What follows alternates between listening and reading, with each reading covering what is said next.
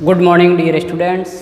Gayatri college के online platform पर आप सभी का हार्दिक स्वागत है। आज की क्लास में हम बीएससी फर्स्ट ईयर मैथमेटिक्स और BSc BEd first year mathematics के आज के लेक्चर में अपन डिफरेंशियल कैलकुलस का 5th चैप्टर को कंप्लीट करेंगे। लगभग मैंने उसके सब क्वेश्चन करवा दिए हैं। आज अपन एक दो जनरल क्वेश्चन को कंसीडर करते हुए इस चैप्टर को आज यहीं कंप्लीट करेंगे।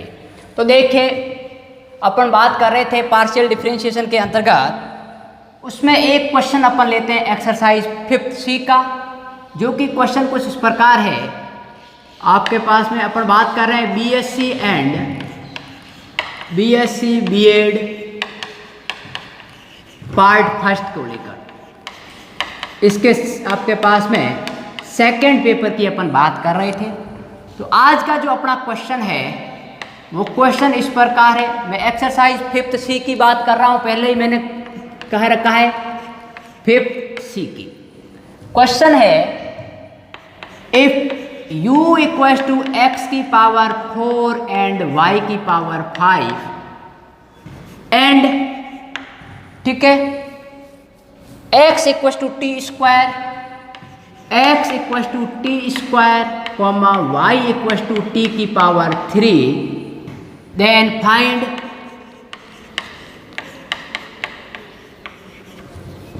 du upon dt। ठीक है, अब मैंने आपको बताया था कि जब आपके पास में u x और y का फंक्शन है और वे x और y आपके पास में वापस किसी तीसरे वेरिएबल का फंक्शन होता है, तो अपन पहले वेरिएबल का तीसरे वेरिएबल के रेस्पेक्ट में डेरिवेटिव निकालें तो वो टोटल डिफरेंशिएशन कहलाता था। तो उसमें मैंने दो तरीके बताए थे कि कई क्वेश्चन ऐसे होते हैं जिनमें अपन जो तीसरे वेरिएबल है उन्हीं के टर्म में x और y की वैल्यू इसमें डायरेक्ट पुट करके भी आंसर ला सकते हैं, और कई में डायरेक्ट पुट करके आंसर नहीं आता, जिसमें फंक्शन अपने पास में परिभाषित नहीं होता। ठीक बात। तो इसको मैं दोनों तरीके से आपको सॉल्व आउट करवाऊंगा। एक बार तो x और y की वैल्यू इसमें पुट करके, और एक बार अपन इसको चेन रूल के हिसाब से, श्रृंखला नियम के सहायता से। तो पहले तो मैं क्या करता हूँ, इसका इसमें मान रखकर सॉल्व करता हूँ। तो इनके मैं सॉल्यूशन दो तरीके से बताऊंगा भाई आपको। तो इसको मैं समीकरण मान लेता हूँ एक। तो x और y का मान समीकरण एक में रखने पर, x व y का मान समीकरण एक में रखने पर, ठीक बात, तो क्या वैल्यू आएगी भाई आपके पास में, u इक्वल्स टू x4, तो t की पावर 4 और ये t3 की पावर 5, तो ये हो गया आपके पास में t की पावर 8 इंटू टी की पावर 15 बराबर, तो u बराबर हो गया t की पावर 13। और अब मैं जो निकालना है du अपॉन dt, तो अब u ओनली फॉर a की वेरिएबल का फंक्शन हो गया t का, तो मैं इसका डेरिवेटिव निकाल सकता हूँ du अपॉन dt बराबर 23 t की पावर 20t। इसका यही आंसर है। लेकिन आप कहोगे कि अपन तो पार्शियल डिफरेंशिएशन चेन रूल के हिसाब से पढ़ रहे हैं, तो देखिए इसको अपन चेन रूल के हिसाब से भी कर सकते हैं। इसका और मेथड अपन देखते हैं। ठीक, तो u x और y का फंक्शन है और x और y वापस किसी एक वेरिएबल का फंक्शन है जो कि t है। तो मुझे यदि u का t के रेस्पेक्ट में डेरिवेटिव निकालना है तो वो टोटल डेरिवेटिव कहलाएगा। तो देखिए अपने पास क्या आता है, du अपॉन dt बराबर, मैं चेन रूल लगाता हूँ तो क्या होगा, del u upon del x, क्योंकि u दो वेरिएबल का फंक्शन है x और y का, इसलिए मैं पार्शियल डेरिवेटिव कोफिशिएंट यूज कर रहा हूँ। लेकिन x और y वापस एक ही वेरिएबल का फंक्शन है, इसलिए मैं ऑर्डिनरी डिफरेंशियल कोफिशिएंट यूज करूंगा। यही तो होगा। अब मुझे समझो कि u बराबर क्या है, x की पावर 4 y की पावर 5, तो del u upon del x क्या होगा, 4x क्यूब इंटू वाई 5, और del u upon del y क्या होगा, ये होगा आपके पास में 5y की पावर 4 इंटू एक्स की पावर 4। ठीक, अब मैं इसका मान t के पदों में रखता हूं तो x बराबर क्या है, टी स्क्वायर, तो यहाँ पर सुनिए 4 इंटू टी स्क्वायर की पावर 3 इंटू वाई का मान टी क्यूब, तो टी क्यूब की पावर 5, तो कितना हो गया भाई, यहाँ पर आपके पास में 4 इंटू, ठीक है। अब क्या हो गया आपके पास में t की पावर 6 और t की पावर आपके पास में कितनी होगी, 5 3 15 और 6, t की पावर आपके पास में 21, ठीक। अब सुनिए इसका मान रखता हूं तो ये 5 और y का मान t क्यूब, तो t क्यूब की power 4 into x T square की पावर 4, तो ये हो गया 5 इंटू 4 3 12 और 8 20, t की पावर 20, ठीक। अब मेरी बात सुनो, तो मैं यहाँ वैल्यू पुट करता हूँ, इसका मान 4 t की पावर 21 dx अपॉन dt, तो x चूँकि x बराबर आपके पास में t स्क्वायर है, तो dx अपॉन dt क्या होगा, 2t होगा कि नहीं होगा, तो यहाँ लिख दिया मैंने 2 of t, del U upon del y 5t की पावर 20 और y का मान आपके पास में है t क्यूब, तो dy बाई dt क्या आएगा आपके पास में 3t स्क्वायर, तो इसकी जगह मैं रखता हूँ 3t स्क्वायर, मल्टीप्लाई कीजिए तो ये हो गया 4 दूनी 8 t की पावर 22, 5 3 15 t की पावर 22, तो 15 और 8 क्योंकि t की पावर 22 कॉमन आ गए, तो ये हो गए 23 t की पावर 22, तो दोनों सेम है कि नहीं है, du upon dt 23 t to the power 22 और ये। तो जब आपके पास में कई क्वेश्चन ऐसे होते हैं जिसमें फंक्शन डिफाइन होता है, तो उसमें x और y की वैल्यू डायरेक्ट पुट करके भी उसको अपन डायरेक्ट डिफ्रेंशिएशन कर सकते हैं और उसको चेन रूल के हिसाब से भी कर सकते हैं, ठीक बात। तो पहले इनको एक बार आप नोट डाउन कीजिए, फिर अपन आगे बढ़ते हैं।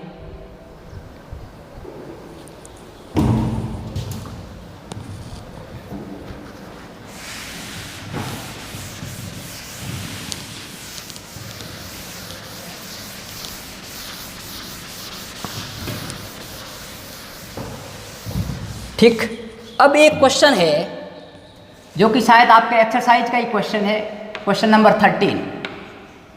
If u equals to sine inverse x minus Y, मैं ये आधा ही सॉल्व करवाऊंगा, आधा आपको करना है। If u equals to sine inverse x minus Y where x equals to 3t and और y इक्वल टू आपके पास में आ रहा है 4t की पावर 3, देन प्रूव दैट, तब आपको ये सिद्ध करना है, देन प्रूव दैट कि आपके पास में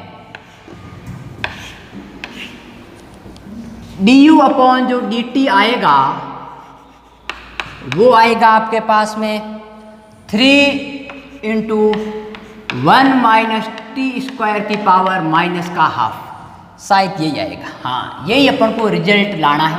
तो बात करते हैं इनके सॉल्यूशन की लेकर। तो दो तरीके देखिए, फंक्शन परिभाषित है तो x और y की इसमें वैल्यू डायरेक्ट पुट करके भी आप कर सकते हो और चेन रूल के हिसाब से भी कर सकते हो। तो चेन रूल के हिसाब से पहले इसका आप डिफरेंशिएशन करोगे और फिर इसमें x और y का मान पुट करोगे और इसमें आप डायरेक्ट भी कर सकते हो। तो मैं इसको डायरेक्ट मेथड से बताऊंगा। तो अपन कहें कि सिंस u बराबर inverse of sine x minus Y, तो साइन इधर आया, साइन ऑफ u बराबर x माइनस वाई, तो x का मान मैं 3t पुट करूंगा और y का मान 4t क्यूब। तो साइन u का मान ये हो जाएगा, तो u को वापस अपन इधर लेके जाएंगे, तो u बराबर हो गया inverse of sign 3t minus 4t cube. ठीक है, इसको मैं समीकरण 1 मान लेता हूं। अब u डायरेक्ट किसका फंक्शन हो गया? t का। यदि मैं x और y की वैल्यू पहले पुट करता हूं तो u डायरेक्ट t का फंक्शन हो गया। तो मैं अब इसका डायरेक्ट डेरिवेटिव t के रेस्पेक्ट में निकाल पाऊंगा। ठीक है, जो कि ऑर्डिनरी डिफरेंशियल कोफिशिएंट के हिसाब से अपन निकालेंगे। ठीक, तो निकालते हैं। du upon dt, derivative of equation first with respect to parameter t। ठीक, differentiation of first with respect to parameter T we get. ठीक, तो क्या वैल्यू आएगी? du अपॉन डी टी बराबर साइन इनवर्स का क्या होता है भाई derivative? 1 upon square root of 1 minus X square. तो ये हो गया 3t माइनस 4t क्यूब का स्क्वायर इंटू इसका वापस करेंगे, तो इसका वापस करेंगे तो क्या होगा? 3 माइनस 4 3 12t स्क्वायर। ठीक है, ये इसका आपके पास में अपन वापस करेंगे तब इसका हो जाएगा। 3 इसमें से कॉमन आ गए तो मैं लिख सकता हूँ du अपॉन डी टी बराबर 3 इंटू 1 माइनस 4, 3 कॉमन आए 4 T square upon square root of, इसको ओपन कीजिए ब्रैकेट, तो 3t का स्क्वायर 9t स्क्वायर माइनस 4 3 12 12 दूनी 24 और t की पावर 4 और प्लस 416 t की पावर 6। ठीक है,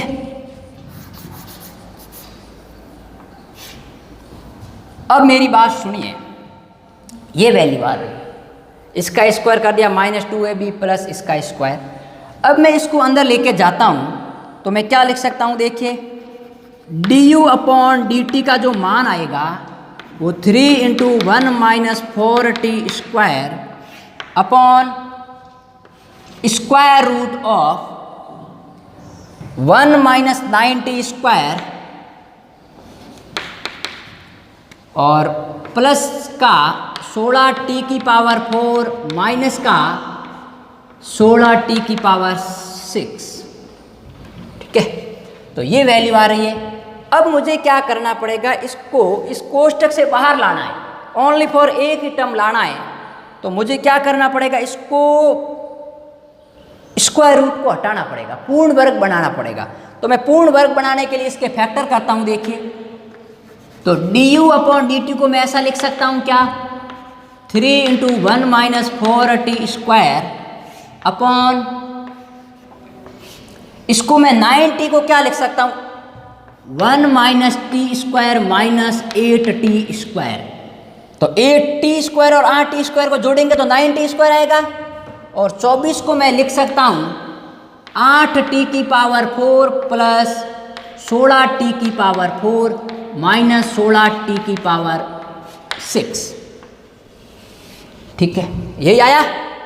तो इसको तोड़ दिया मैंने 8 और 16 में, और इसको तोड़ दिया 1 और 8 में। तो अब सुनिए कैसे रिजल्ट आएगा। तो du अपॉन जो dt होगा वो 3 into 1 minus 4t square upon, इनमें से 1 माइनस टी स्क्वायर कॉमन आ रहा है, 1 माइनस टी स्क्वायर, इसमें से माइनस 8t स्क्वायर कॉमन आ रहा है। तो ये हो गया 1 माइनस टी स्क्वायर, क्योंकि माइनस बाहर आएगा तो प्लस माइनस का हो जाएगा, और इसमें से आएगा 16t4 बाहर कॉमन आएगा, तो यह आएगा 16t4, तो यह आएगा 1 माइनस टी स्क्वायर। ठीक है, तो अब सुनिए 1 माइनस टी स्क्वायर मैं बाहर निकाल लेता हूं। तो ये हो गया 3 into 1 minus 4t square upon square root of 1 minus T square बाहर आ गया, into square root of 1 minus T square, इसमें भी है इसमें भी है, यहाँ आ गया 1 minus 8t square plus 16t की पावर 4। तो इसको मैं क्या लिख सकता हूँ भाई? पूर्ण वर्ग बनाते हैं वापस। तो पूर्ण वर्ग बनाएंगे तो वापस क्या होगा? 3 minus 4t square upon square root of 1 minus T square into square root of, शायद मैं ऐसा लिख सकता हूँ 1 माइनस 4t स्क्वायर का होल स्क्वायर। तो 1 का स्क्वायर माइनस 2ab, तो 8t स्क्वायर प्लस 4 16, ये तो ये लिख सकता हूँ। तो अब स्क्वायर रूट से स्क्वायर कैंसिल आउट, तो इसकी जगह अपन ये लिख सकते हैं कि 3 into 1 minus 4t square upon 1 minus T square की power half into 1 minus 4t square. तो इससे ये टर्म कैंसिल आउट, तो अपने पास में फाइनली जो रिजल्ट आ गया वो आया du/dt बराबर 3 × 1 - t² की पावर -½ क्योंकि ये ऊपर जाएगा तो -½ और यही अपन को रिक्वायर्डेबल रिजल्ट है। ठीक है, तो अपना क्या था आपके पास में आंसर लाना ये। तो अब आपको बता देता हूँ कि अपन जो सेकंड पेपर डिफरेंशियल कैलकुलस का 5th चैप्टर अपन ने स्टार्ट किया था पार्शियल डिफरेंशिएशन, उसके अंतर्गत आपके 3 एक्सरसाइज थी। इसके आगे जो आपके जैकोबियन है, टेलर सीरीज है, ये आपके सिलेबस में यूनिवर्सिटी के नहीं है। तो आज अपन इसी लेक्चर के साथ में 5th चैप्टर को कंप्लीट कर रहे हैं। इसके बाद में अपन derivative of arc and pedal equation के बारे में डिस्कस करेंगे और उसके साथ में radius of curvature and centre of curvature को लेकर डिस्कस करेंगे। तो इसके क्वेश्चन मैंने लगभग 70% आपको सॉल्व आउट करवा दिए हैं। जो भी क्वेश्चन आपके पास में बचते हैं, कोई भी डाउट हो तो आप कमेंट बॉक्स में लिख सकते हो, वरना आप बैठ के तैयारी कीजिए और फिर अपन बात करेंगे कल के लेक्चर में नेक्स्ट चैप्टर, जो कि शायद अपना 3rd चैप्टर रहेगा, derivative of arc length and pedal equation को लेकर।